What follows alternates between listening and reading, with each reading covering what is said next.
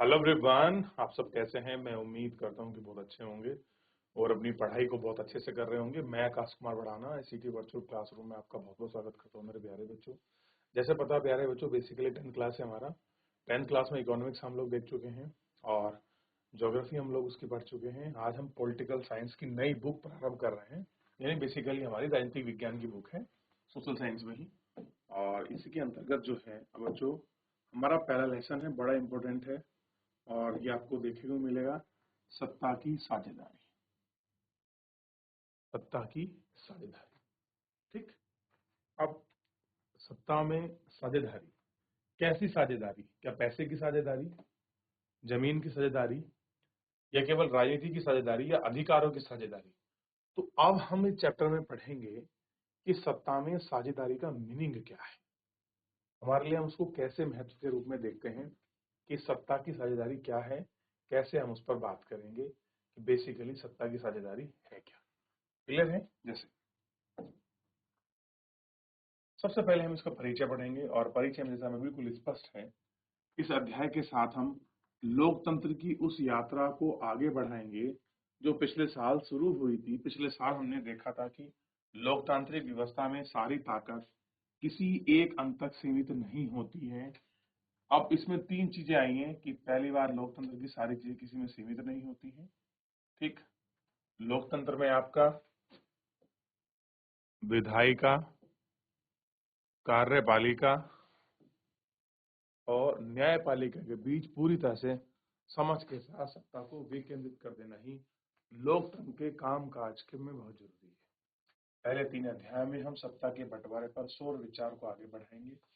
हम बेल्जियम और श्रीलंका की दो कथनाओं के साथ, तो हम लोकतंत्र को समझने के लिए, और कार्यपालिका, विधायिका और न्यायपालिका क्या होती है, कैसे इनकी आपका सेपरेशन है, कैसे आपका सेंट्रलाइज है कोई काम, इसके लिए दो देश की हम लोग एग्जाम्पल पढ़ेंगे, कथा यानी कि कहानी स्टोरी पढ़ेंगे, एक बेल्जियम और एक श्रीलंका।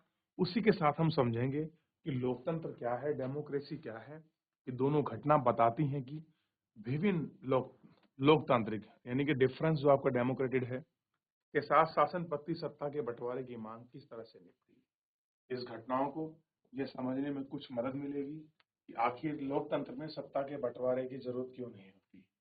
इसमें हम सत्ता के बंटवारे के उन रूप पर भी बातचीत करेंगे जिनकी चर्चा हमने दो अध्याय पहले की थी, ठीक। तो उन सबकी चर्चा हम लोग इसमें देख लेंगे, बेल्जियम और श्रीलंका, ठीक। बेल्जियम यूरोप का एक छोटा सा देश है, क्षेत्रफल में हमारे हरियाणा राज्य से भी छोटा है। इसकी सीमा फ्रांस, नीदरलैंड, जर्मनी, लेम्सबर्ग से लगती है। इसकी आबादी 1 करोड़ से थोड़ी अधिक है। तो आप समझिए, जो बेल्जियम है, अगर हम बेल्जियम का कंपेयर करें, कंपेरिजन का मतलब तुलना करना, तो अगर हम तुलना कर रहे हैं तो किसके बराबर है? हरियाणा राज्य के बराबर है हमारा, ठीक। और जनसंख्या कितनी? 1 करोड़। इसकी आबादी 1 करोड़ थोड़ी अधिक है, यानी कि हरियाणा की आबादी से करीब आधी है। तो हरियाणा में कितनी है? 2 से कुछ ज्यादा है, और यहाँ कितनी है? 1 से कुछ थोड़ी सी ज्यादा, ठीक। कुछ पॉइंटों में हो सकती है। इस छोटे से देश का समाज की जातीय बनावट बहुत जटिल है। यार ये देश है ना, इसमें जातीय बनावट है, ये बहुत जटिल है। देश का कुल आबादी का 59% भाग फेलोरिस इलाके में रहता है।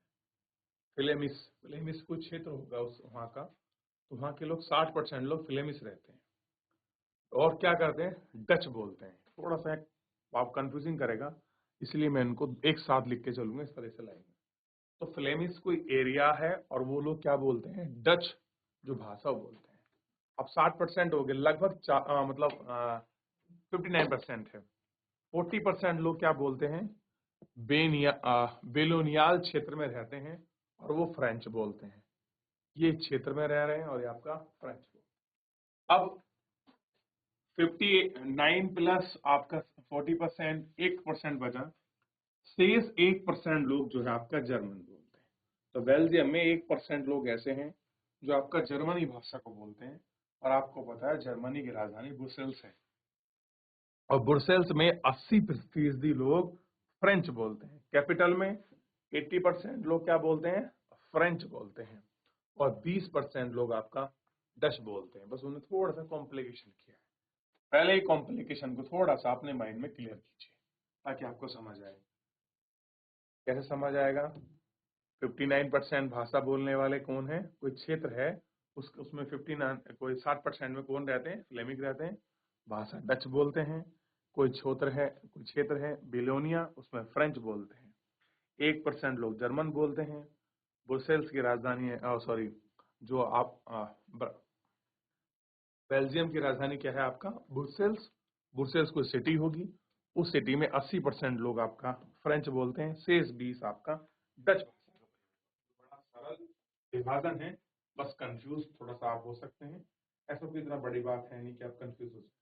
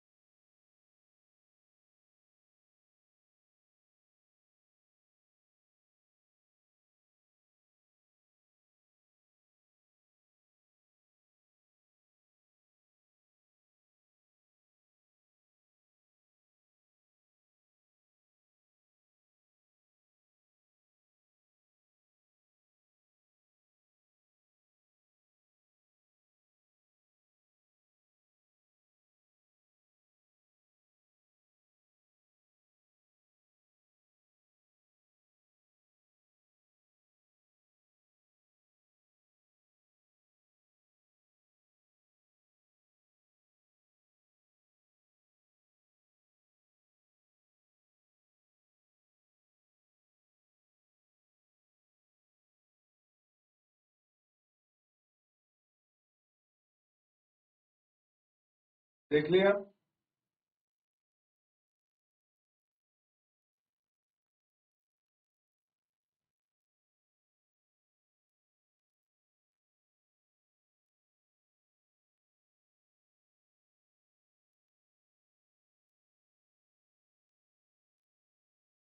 अल्पसंख्यक फ्रेंच लोग तुम्हें तुलनात्मक रूप से ज्यादा समृद्ध है और ताकतवर है।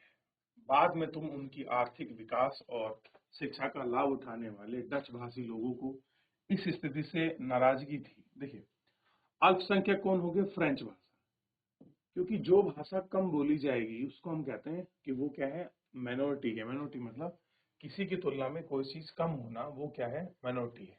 चाहे लोगों को लेकर हो, चीजों को लेकर हो। तो यहाँ अल्पसंख्यक में कौन पहुंच गई? फ्रेंच जो भाषा है वो आ गई है। ठीक, ताकतवर है। बहुत बाद में जाकर आर्थिक विकास और शिक्षा का लाभ पाने वाले डच भाषी लोग इस स्थिति से नाराजगी थी कि इसके चलते 1950 से लेकर 1960 के दशक में फ्रेंच और डच बोलने वाले समूह में बाप का तनाव बढ़ने लगा। दोनों समुदाय के टकराव में सबसे तीखा रूप ब्रसेल्स में था। यानी कि कौन सामने लड़ रहे थे? दोनों लोग आ रहे थे, डच और फ्रेंच दोनों लड़ रहे थे। डच बोलने वाले लोग की संख्या में हिसाब में अपेक्षाकृत ज्यादा थी। यानी कि डच लोग कैसे थे आपका? ज्यादा। ठीक, ज्यादा थे, लेकिन ये धन के रूप में और पैसे के रूप में ये कैसे थे? कमजोर थे और अल्पमत थे। ठीक, अगर हम दूसरों की बात करें तो इसमें,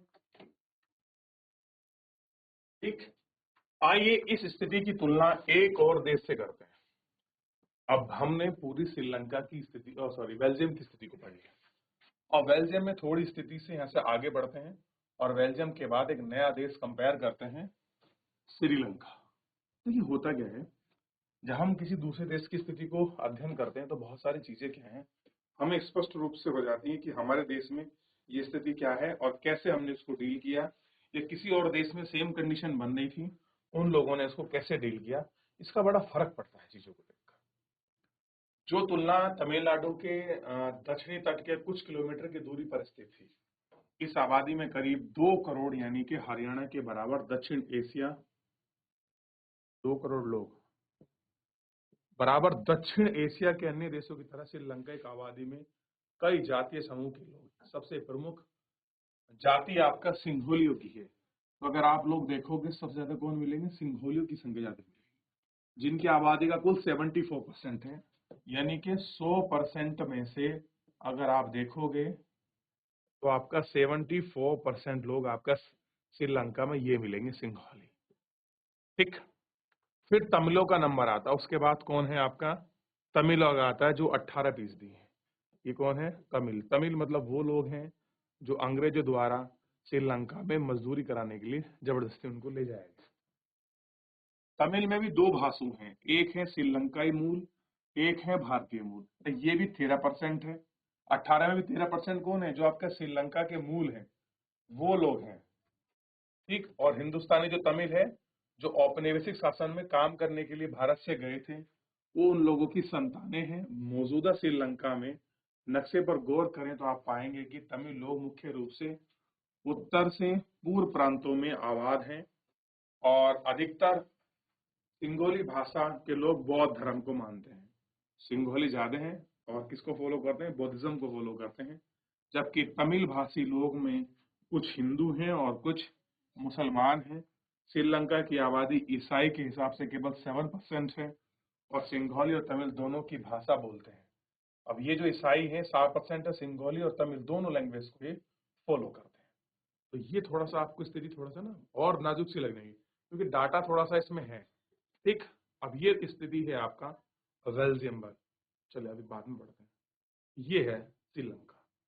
अब यहाँ आपको थोड़ा क्लियर हो जाएगा कि ये सिंघाली हैं, ये तमिल हैं, ये भारतीय वंशज है, मुसलमान है। देखिए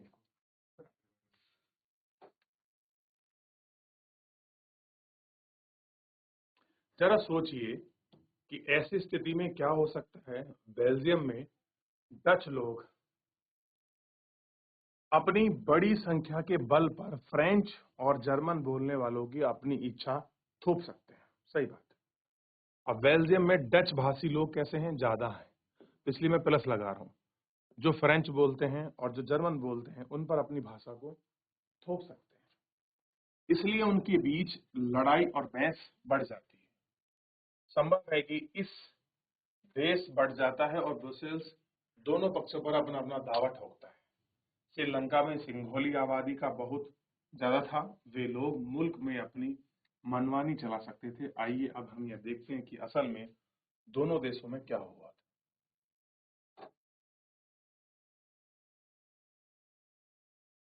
श्रीलंका सन 1948 में श्रीलंका स्वतंत्र राष्ट्र बना। सिंघोली समुदाय के नेता ने अपनी बहुसंख्यक के बल पर शासन की प्रभुत्ता को जमाना चाहा। इसकी वजह से लोकतांत्रिक स्वरूप निर्वाचित सरकार सिंघोली समुदाय के प्रभुत्व कायम करने के लिए बहुसंख्यक परस्ती की आपके कदम उठाए। भाई जिसकी सरकार है, जिसका बहुमत है, वो लोग आएंगे, वही काम हुआ, वो लोग आए, उनकी बहुमत पर सरकार बनी। सन 1956 में एक कानून बनाया गया जिसके तहत तमिल को दरकिनार करते हुए सिंघोली को एकमात्र राजभाषा घोषित कर दिया। 1956 में कानून बनाया कि भैया एक ही राजभाषा है, उसका नाम है सिंघाली। अब तुमने अगर केवल एक ही भाषा को करोगे, तमिल को छोड़ दोगे, उधर साथ आप देखा है 7% आप क्रिश्चियन है। ठीक। ये सारी चीजें इसमें दिखाई दी और कह रहे कि विश्वविद्यालयों और सरकारी नौकरियों में सिंघोलियों को प्राथमिकता देने की आपका नीति चली कि अगर एजुकेशन में बात होगी तो सिंघोली सबसे पहले जाएंगे। और संविधान में यह प्रावधान किया गया कि सरकार बौद्ध मत, बौद्ध मतलब जो लोग बौद्ध धर्म को फॉलो करते हैं, विचारित करते हैं, संरक्षण और बढ़ावा देगी। ठीक।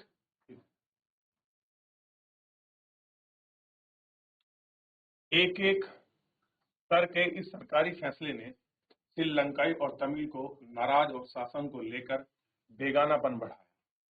दोनों में बौद्ध धर्मावलंबी सिंघालियों के नेतृत्व करने वाली सारी राजनीतिक पार्टी उनकी भाषा और संस्कृति को लेकर असंवेदनशील थी। उन्हें लगा कि संविधान और सरकार की नीतियां उन्हें राजनीतिक अधिकार से वंचित कर रही है। नौकरी और फायदे के उनमें काम के साथ भेदभाव हो रहा है, हितों की अनदेखी की जाती है। परिणामतः यह हुआ है कि तमिल और सिंघोली समुदाय इसमें बिगड़ते चले। ठीक।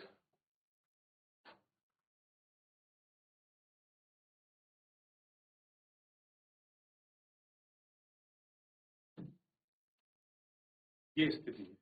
थोड़ा बेल्जियम को और देख लीजिए। बेल्जियम की स्थिति आपको समझ आएगी कि ब्रुसेल्स में क्या लोग हैं, फ्लेमिंग्स कौन से हैं, डच कौन से हैं, ये लोग कम भाषा बोल रहे हैं जो आपके कैपिटल वाले हैं, ये पॉपुलेशन में ज़्यादा हैं, फ्रेंच कौन से बोल रहे हैं, डच भाषाई कौन से बोल रहे हैं, ये थोड़ा सा यहाँ बड़े अच्छे से क्लियर हो रहा है अगर आप इसको देखो। ठीक, एथनिक या जाति, एक शब्द आया था, ध्यान रखना, जाति है। जाति का मतलब ये वाली जाति नहीं, जाति का मतलब होता है इसमें एथनिक ग्रुप से जो विभाजन होता है, जो आपका रेसिस के आधार पर, जैसे अफ्रीकन लोग अलग हैं, इंडियंस लोग अलग हैं, जो चाइना के लोग हैं वो अलग हैं, क्लियर है, अफ्रीका के लोग अलग हैं, इस तरीके की मैं बात कर रहा हूँ, वो एथनिक है। ठीक,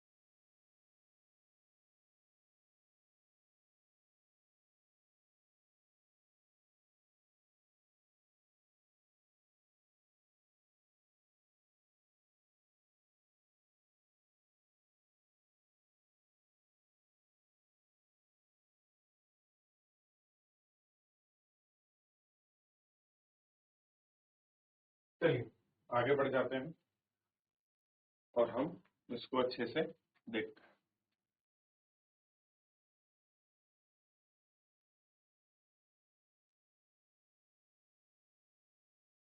अब अनदेखी हो रही थी आपका तमिल की, क्यों, सिंघालियों की जनसंख्या ज्यादा थी। श्रीलंकाई बाप के तमिल अपनी राजनीतिक पार्टी बनाई और तमिल को राजभाषा बनाने, क्षेत्रीय स्वतंत्रता को हासिल करने, यानी कि जो क्षेत्र में होती है लोकल एरिया पर, शिक्षा और रोजगार में शासन के अवसर को मांगने को लेकर संघर्ष किया। लेकिन तमिलों की आबादी वाले इलाके में स्वतंत्रता की उनकी मांगों को लगातार नकार दिया गया। 1980 के दशक तक ही उत्तर पूर्व श्रीलंका में स्वतंत्र तमिल सरकार बनने को लेकर राजनीतिक संगठन बने। कैसे हुए? जो राजनीतिक संगठन है वो आपका बन गए। श्रीलंका में दो समुदाय के बीच परस्पर अविश्वास के बड़े बाप के टकराव हुए और रूप ले लिया। टकराव में गृहस्थ को पारित किया, गृह युद्ध पारित किया। अब यह हो गया, हाँ, गृह युद्ध पारित हुआ। परिणाम यह हुआ कि दोनों पक्ष के हजारों लोग मारे गए। अब तमिल लोग लड़ रहे हैं और आपका जो है सिंघाली लड़ रहे हैं, दोनों अपने अधिकार के लिए, और इसमें क्या हुआ, हजारों लोग आपका मारे गए। अपने परिवार मुल्क से भागकर लोग शरणार्थी बन गए। क्या हो गए? रेफ्यूजी उनको बनना पड़ा। इससे कई गुना ज्यादा लोगों की रोजी रोटी चौपट हो गई। अपना पढ़ें, 10वीं क्लास में शास्त्र में पहले अध्याय में चीजें दी गई हैं कि हम क्षेत्र की दशा का आर्थिक विकास, शिक्षा और स्वास्थ्य में श्रीलंका का रिकॉर्ड सबसे अच्छा था, पर गृह युद्ध के मुकाबले में सामाजिक, सांस्कृतिक और आर्थिक जीवन में काफी परेशानियां पैदा हुई और 2009 में इसका अंत हो गया। तो ये यानी कि दोनों स्थिति पढ़ी और श्रीलंका ने कैसे निपटाया? विवाद आस्पद गृह युद्ध चलकर वो चीजें निपटने का नाम नहीं ली बल्कि और बढ़ गई। तो ये किस तरीके से उन्हें डीलिंग की, किसने? आपका श्रीलंका ने। अब बेल्जियम में भी कंडीशन थी, लेकिन बेल्जियम उसको कैसे डील करता है, आइए हम बेल्जियम की डीलिंग को देखते हैं कि बेल्जियम ने किस तरह से अपने यहाँ के फैले मुद्दे को आपका रिजॉल्व किया है। यानी कि उसका समाधान किया है। बेल्जियम की समझदारी। बेल्जियम के नेताओं ने श्रीलंका से अलग रास्ता अपनाने का फैसला किया, क्षेत्रीय अंतर और संस्कृति विविधताओं को स्वीकार किया। कह रहे जो हमारे गैप है रीजनल और जो कल्चरल हमारी डाइवर्सिटी, हमने उसको एक्सेप्ट कर लिया कि जिस तरह से हमारे कल्चर हो सकते हैं, हमारी संस्कृति हो सकती है, किसी और की भी हो सकती है, और हमको उसको स्वीकार करना चाहिए। सन 1990 और 1993 के बीच उन्होंने संविधान में 4 संशोधन किए, सिर्फ 4 चेंजेस इतने बड़े दौर में।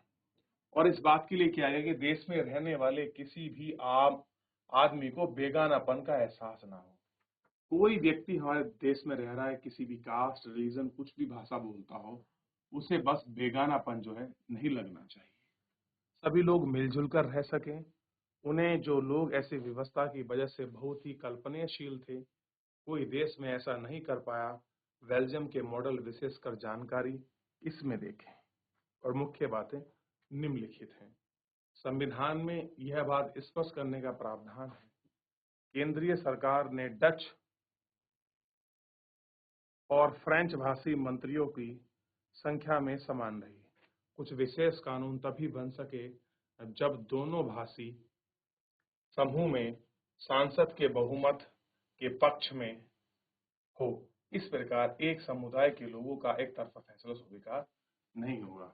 अगर मान लीजिए भविष्य में कोई हमको फैसला लेना है और किसी एक पार्टी के सदस्य ज्यादा होते हैं और एक के थोड़े कम, तो ये फैसला नहीं लिया जाएगा, क्योंकि आप कह सकते हैं कि बहुमत के आधार पर हो सकता है संख्या के। तो केंद्र सरकार की ओर से अनेक शक्ति देश के 2 इलाकों में क्षेत्रीय सरकारों को सुपुत्र कर दी गई, यानी कि राजा सरकार के केंद्रीय के अधीन नहीं है। ब्रुसेल्स में अपनी अलग सरकार और इसमें दोनों समुदाय का समान प्रतिनिधित्व है। फ्रेंच भाषी लोगों ने ब्रुसेल्स के सामने प्रतिनिधित्व स्तर को स्वीकार किया, क्योंकि डच लोग इसमें स्वीकार करते थे और बराबरी का जो प्रतिनिधित्व था वो उन्होंने आपका कर लिया। इस तरीके से उन्होंने अपने यहाँ फैली अव्यवस्था को सुलझाने का प्रयास किया, जबकि श्रीलंका ने गृह युद्ध का रास्ता चुना। अब मुझे बताइए, कौन सा देश ज्यादा समृद्धि और विकास की तरफ अग्रसर होगा? वो देश जो आपका लड़ रहा है, या वो देश जो आपका समाधान और समझौते को और लोगों में बेगानापन ना हो उनको दूर करने के लिए हर सार्थक प्रयास कर रहा है?